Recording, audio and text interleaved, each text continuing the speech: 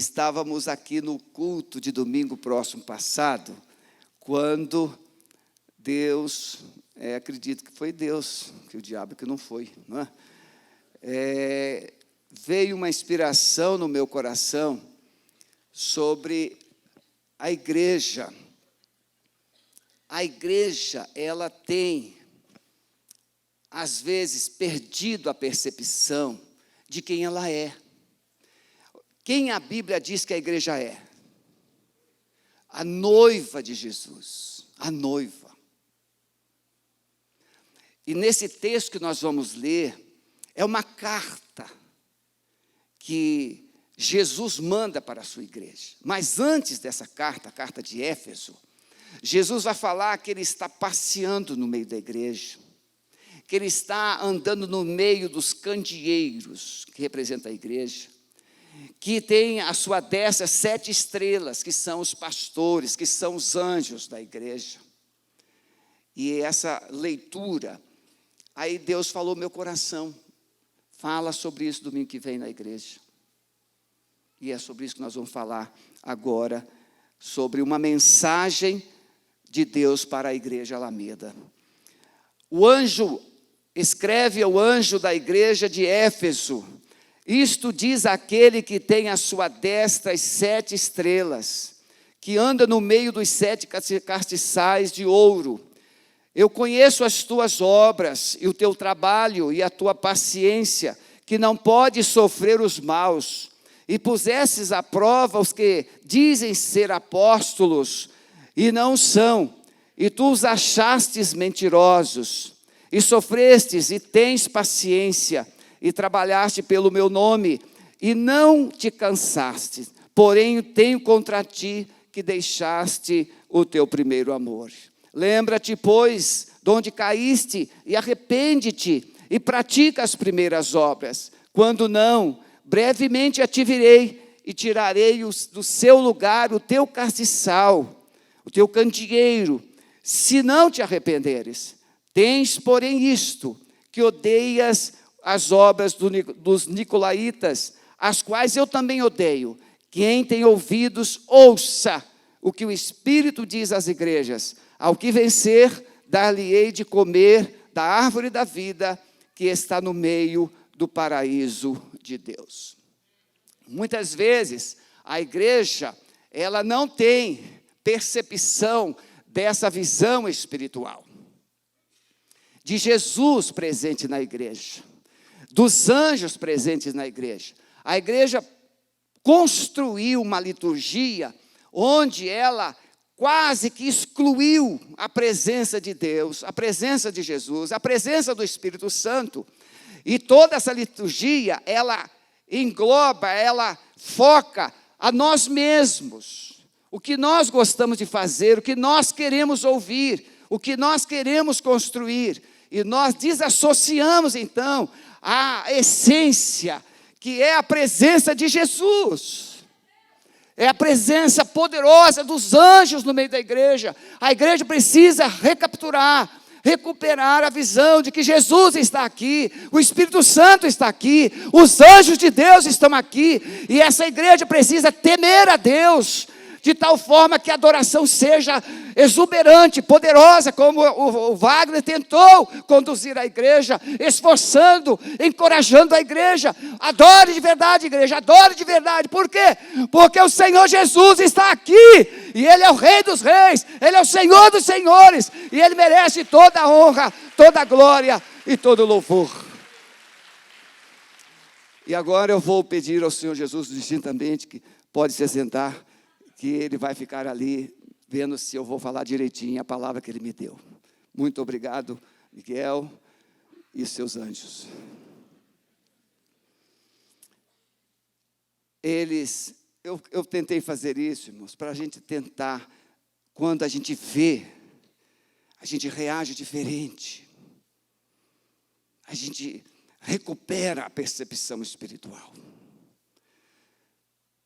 Essa mensagem que Jesus manda, existem coisas que são meio tolas, também, na minha percepção. O anjo da igreja era o pastor, ou era um anjo. Segundo os teólogos antigos, cada país tinha um anjo, né? Um anjo de Deus para proteger aquela nação. Isso está exemplificado lá, quando na Babilônia, na Pérsia, o príncipe da Pérsia, um demônio que agia naquela região. Quando não tem um anjo de Deus, porque aquela nação não teme a Deus, pode ter um demônio, um principado que controla aquela região. E aí começam a discutir. Para mim isso é irrelevante. O importante para mim é que a carta foi escrita por Deus, ou foi escrita por João, a pedido de Jesus. Jesus é o autor da mensagem. E aí o anjo da igreja é o pastor, ou tem um anjo espiritual aqui, que toma conta desta igreja. Não, eu acredito que essa igreja não precisa de anjo, ela não tem anjo da guarda. O anjo aqui é o Espírito Santo. É o Espírito Santo que foi colocado dentro de você, dentro de mim, dentro de nós. É Ele que faz com que a igreja se levante, se posicione. É o Espírito Santo que coloca Jesus. Vocês não precisarão se preocupar quando vocês forem chamados diante dos reis, dos governadores. Não fiqueis preocupados com o que vocês vão dizer, porque o Espírito Santo vai colocar as palavras nos vossos lábios. Então, nós não precisamos nos preocupar se os anjos estão. Não, Hebreus diz que os anjos são ministradores de Deus em favor dos santos. Sim, os anjos estão aqui, mas eles não são principal. Eles são coadjuvantes. Você é o principal. O Senhor Jesus é o principal. A glória de Deus. Os anjos são servos de Deus e servos da igreja também. Eles estão aqui para nos servir, debaixo de uma ordem divina. Então, existe uma crendice natural no povo, em que cada pessoa tem um anjo da guarda. Meu irmão, ensinaram isso a você, mas isso não existe na Bíblia. A Bíblia, quando fala de anjo que guarda, é o singular. O anjo, lá no Salmo 34, que o anjo do Senhor acampa-se, é singular. Esse anjo é Jesus. O Senhor é quem te guarda, é o Senhor Jesus. Porque é o Senhor Jesus que está na nossa vida, através do Espírito Santo. Aliás, é tanta coisa que a gente vai assim desmistificando. Por exemplo, na verdade, é Jesus que está dentro de você ou é o Espírito Santo? Viu como é que a gente tem dúvida? 10% teve coragem de falar. Porque nós aprendemos que é Jesus. Mas Jesus está à direita do Pai. Ele está governando. E quem está aí é quem Ele mandou. O Espírito Santo que estará em vós. Ele me glorificará. A igreja destituiu o Espírito Santo da sua vida. E nós aprendemos aí, sim. Mas ele representa a autoridade de Jesus. O Espírito Santo, ele veio para dizer à igreja, quem é o Senhor da igreja é Jesus, quem é o Deus Todo-Poderoso é Jesus, quem fez a obra é Jesus. Então esta mensagem visa preparar a igreja para a volta de Jesus. Roberto, pergunta para ela aí, você crê que Jesus vai voltar? Maurício, pergunta para a Luciana, Maurício. Maranata. Às vezes nós perdemos a noção que Jesus vai voltar. E aí como é que Jesus vai voltar? Ele quer que eu esteja assim de blazer, com a camisa assim, o sapato engraxadinho. Como é que ele quer me tomar? Como é que ele quer me encontrar? Não é? Como é que a noiva é encontrada? A noiva está ali, nos trinques, não é verdade? Você lembra da sua noiva? Você lembra? Eu lembro como se fosse agora, quando a Sueli entrou naquele tempo. O meu casamento foi num templo sem janelas, porque estava em construção. Foi o primeiro casamento daquele tempo. Não tinha janela, o prédio ainda não tinha reboco. Mas pastor, então por que o senhor fez casamento lá? Porque eu não queria templo, eu queria a presença e a bênção do Senhor. Tem muita gente se preocupando com o lugar e está perdendo a essência que é o Senhor. Nós estamos muitas vezes preocupados com isso aqui. É muito importante um pastor andar direito, porque eu represento vocês. Mas para mim, eu poderia estar aqui de chinelo, poderia estar aqui descalço, eu poderia estar aqui de bermuda, porque o que o Senhor vai olhar é com que ornamento o meu coração está. Se ele está branco, porque o que torna o coração branco é o sangue de Jesus. Não é a roupa que eu trajo, que eu uso. E é o próprio Jesus que fala a João no verso 8 do capítulo 1. Eu sou o alfa e o ômega, o princípio e o fim, o que era, o que é e o que era e o que há de vir, o Todo-Poderoso. É Jesus que fala à igreja. Ele está preparando a igreja. Ele está dando uma mensagem para essa igreja entender. Irmãos, segundo os teólogos, as 7 igrejas são os 7 tempos. Essa igreja é o primeiro tempo, é o período, é uma das interpretações. A igreja de Éfeso representa a igreja apostólica, a igreja dos apóstolos, a igreja de Atos 2. Então era uma boa igreja. Por isso que ela só tem uma observação. Que deixaste o teu primeiro amor. Ou seja, a igreja começou bem, mas começou a perder o amor. E nem sabe aonde perdeu. Não é assim? Você lembra do casamento? Você era apaixonado, você gostava de beijar. Viu que eu gosto de falar de beijar, não gosta? Você gostava de beijar, gostava de abraçar, gostava disso, gostava daquilo. Mas aí, de repente, começou a diminuir o beijo. Depois parou de abraçar. Depois parou tudo. Mas continua na mesma casa, continua dormindo na mesma cama, continua sendo família. O que é que morreu? Morreu o amor. Mas estão lá suportando uns aos outros. Suportando. Isso não é vida, isso é um martírio. Você dormir com um cônjuge, não vou nem dizer ele ou ela, dormir com um cônjuge que você não pode nem tocar. Tira a mão daí. Misericórdia. Imagine, o Senhor Jesus está aqui e quando Ele tenta te abraçar, você tira a mão. Mas é o que acontece. Somos porcos espinhos espirituais. Não deixamos Deus tocar na nossa vida, não deixamos Deus entrar na nossa vida, não deixamos Deus compartilhar com a nossa vida. Então é Ele. Os 7 candeeiros, irmãos, representam então as igrejas. Interessante que Jesus vai dizer assim para João: olha, escreva aí, diga que se não se arrepender, se não se comportar, eu vou tirar o candeeiro. A igreja é chamada de luz. O candeeiro é aquele suporte que sustenta a luz. Se Jesus nos ver desautorizados, Ele tira o suporte da luz. Não haverá luz na igreja. A igreja é um holofote nesse mundo. A igreja é um farol. A igreja mostra o caminho. A igreja ilumina as mentes. A igreja traz razão espiritual. A igreja traz esperança. Luz é esperança. Mas se você como igreja, se nós como igreja não tivermos uma vida aprovada por Deus, Ele vai tirar o que sustenta a nossa luz. E o que sustenta a nossa luz, irmãos? Azeite. Azeite na Bíblia significa o quê? O Espírito Santo. Sem o Espírito Santo a igreja não brilha. Sem o Espírito Santo a igreja não tem glória. Sem o Espírito Santo a igreja não tem poder. Sem o Espírito Santo a igreja não tem unção. E sem unção não tem fogo. E sem fogo não tem luz. Estou entusiasmado, não estou? Meu Deus do céu. Às vezes quando eu termino o sermão, meu coração está quase explodindo. Esbagaçou tudo, né? Mas veja, às vezes você pode pensar que, pastor, esse negócio de fogo, esse negócio de Espírito Santo, sabe por quê? Porque você ainda quer o controle.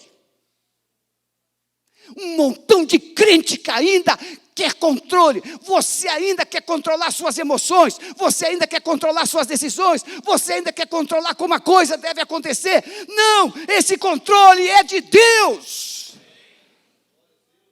Mas nós aprendemos, não está.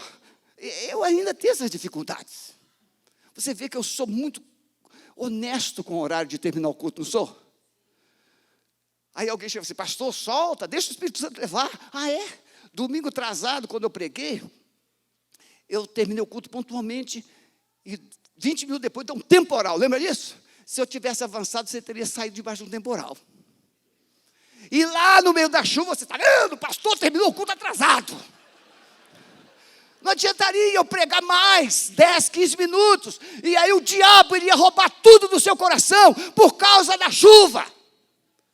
Então é melhor falar menos, mas o Espírito Santo conservar essa palavra no seu coração. Jesus, então, e olha que eu só estava na introdução até agora. Primeira coisa que eu quero dizer para você, uma igreja, Éfeso, é uma igreja que recebe a aprovação de Deus. Ele diz, eu conheço as tuas obras. Olha o que ele diz, irmãos. Eu conheço as suas obras, o teu trabalho, a tua paciência, que não pode sofrer os maus. Pusestes à prova aqueles que dizem ser apóstolos, não são, mas são mentirosos. Irmãos, tinham lá os nicolaítas e esses caras aqui. Sabe o que ele estava dizendo? Lá na igreja de Éfeso tinha uma cambada que queria ser chefe, mas não queria ser índio.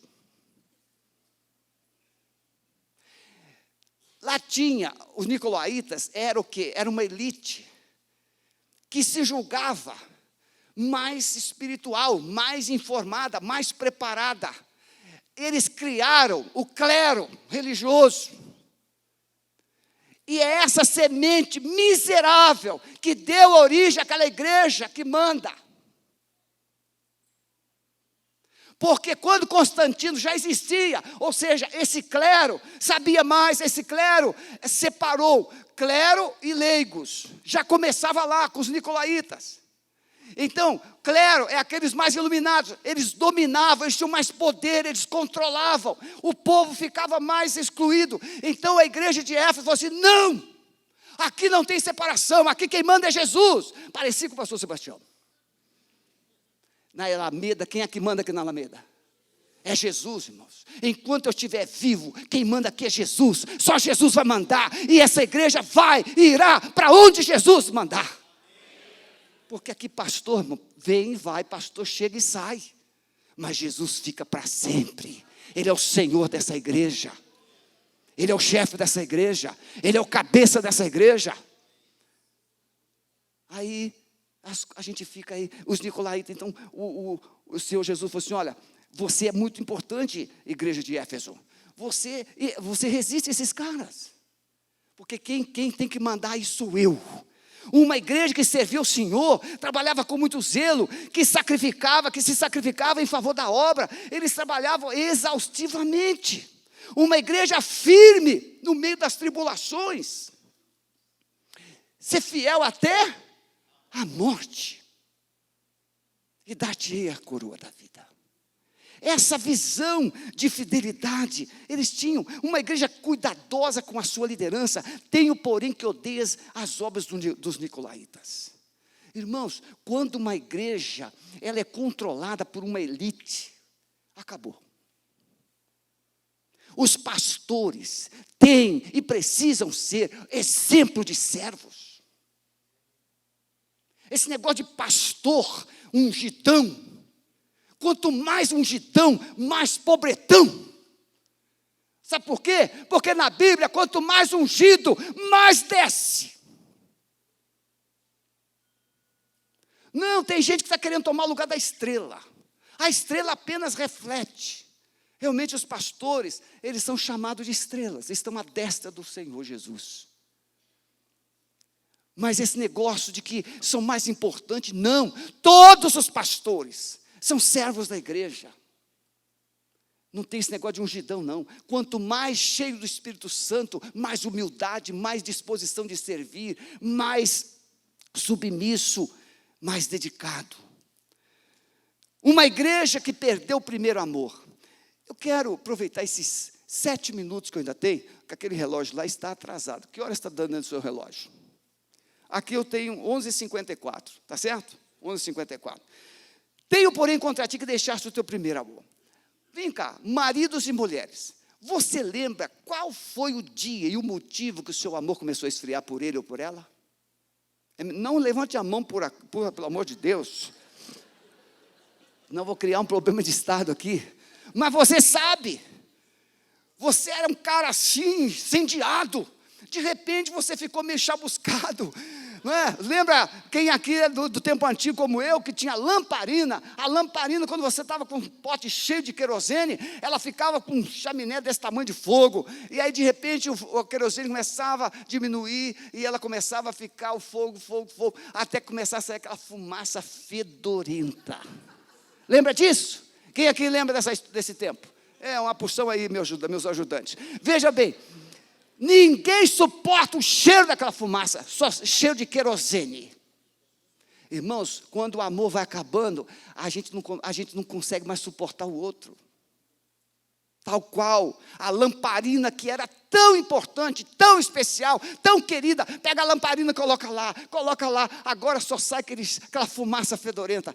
Tem cônjuge, tem membro da família que está assim, ó, fede, a pessoa não quer ficar mais perto, perdeu o primeiro amor. Mas o segredo é, quando é que foi que esse amor começou a ser perdido?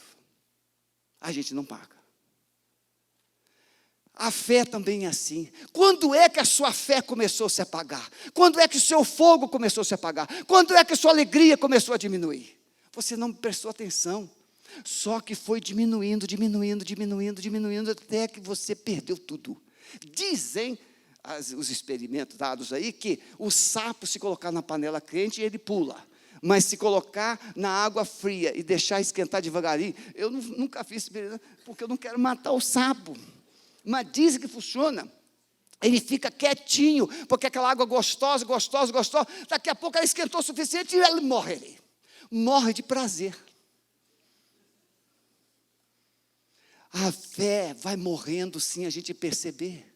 A fé vai acabando sem a gente perceber. É possível se dedicar a Cristo, no entanto, sem amor. Por isso que nós temos muita gente na igreja fazendo. São os crentes Martas. Querem fazer coisas sem estar aos pés do Senhor. Os crentes Martas. A semelhança, então, da vida conjugal. Lembrar, irmãos, você precisa lembrar o que é que o diabo fez, o que é que você fez, para que o Espírito Santo começasse a se retirar da sua vida. O que é que você fez? Você mentiu, você pecou, você fez isso, você fez aquilo. Tem pecado que quando a gente começa a falar muito, a gente depois perde a noção do certo e do errado.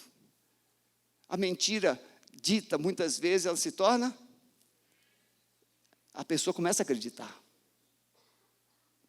Está aí a prova disso nesse tempo de eleição. Você lembra de Acabe? Elias chegou para o povo e disse assim: até quando cocheareis entre dois pensamentos? Se Baal é Deus, serviu, mas se o Senhor é Deus, serviu. O povo não respondeu nada. Você está entendendo? Coração dividido. Quando você começa a ter ambientes separados no seu coração. Não, isso aqui é de Deus. É o secular do espiritual. O crente tem coisa secular e espiritual? Para o crente, tudo é espiritual.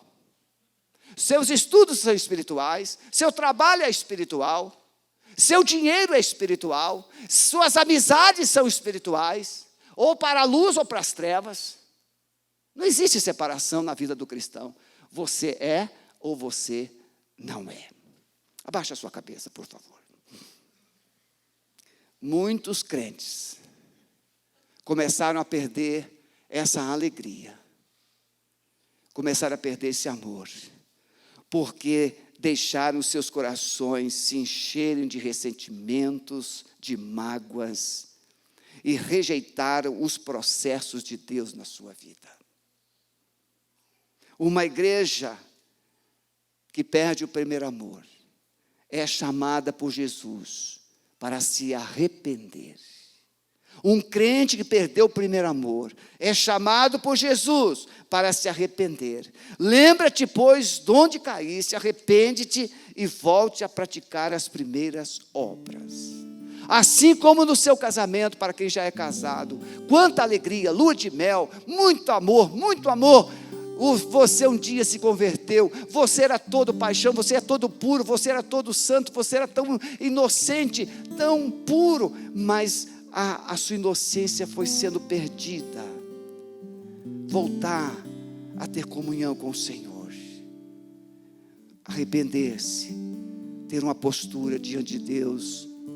Pastor Domingo disse, eu vou repetir aqui: arrependimento, quebrantamento, são coisas bem parecidas, só que quebrantamento sem arrependimento é culpa, é sentimento de culpa, é chorar por se sentir-se culpado. Você está chorando, mas você não se arrependeu, você está apenas avaliando as consequências dos seus erros, mas você não quer mudar. Mas quebrantamento com arrependimento é choro para nunca mais voltar a pecar. Eu quero orar por você. Jesus está chamando você para o primeiro amor, voltar a ser uma apaixonada por Ele, voltar a ser fiel, voltar a ser comprometido, não somente que sabe fazer coisas, mas que ame o Senhor para quem você faz coisas. Você gostaria de voltar ao primeiro amor? Pode deixar o seu lugar, venha rapidamente para a gente terminar esse culto e orarmos ao Senhor. Voltar ao primeiro amor, voltar a ser um crente apaixonado, um crente alegre, crente fiel, crente cheio do Espírito Santo,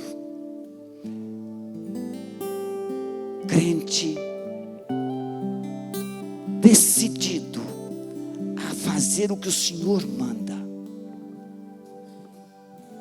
Volte onde caíste, vem e decida praticar aquilo que você fazia com tanto amor no início. Vamos ficar em pé, vamos orar ao Senhor.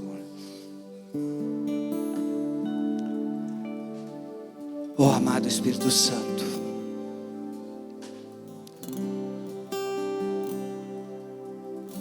queremos pedir perdão,